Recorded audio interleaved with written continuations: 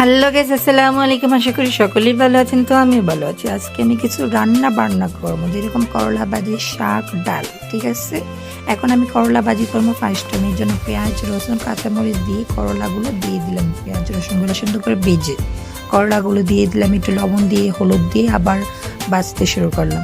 এখন আমার করলা ভাজি কমপ্লিট। এখন রান্না করবো শাক। শাকের জন্য ফার্স্ট আমি পেঁয়াজ দিয়ে দিলাম, রসুন দিয়ে দিলাম, কাঁচামরিচ দিয়ে দিলাম। এখন নাড়াচাড়া করে এখন একটু লবণ দিয়ে এখন দিয়ে দিলাম শাক। ওকে, শাক দিয়ে সুন্দর করে ভেজে ভেজে নেড়ে ছেড়ে ভেজে শাকও হয়ে গেল। এখন আমি রান্না করতেছি ডাল। ডালের জন্য ফার্স্ট টাইম পেঁয়াজ দিয়ে দিলাম, কাঁচামরিচ দিয়ে দিলাম, টমেটো দিলাম, রসুন কুচি দিলাম, একটা এলাচ দিলাম, দুইটা দারচিনি দিলাম, তিনটা তেজপাতা দিলাম। এখন তেল দিয়ে সুন্দর চুলার উপর বসিয়ে দিলাম।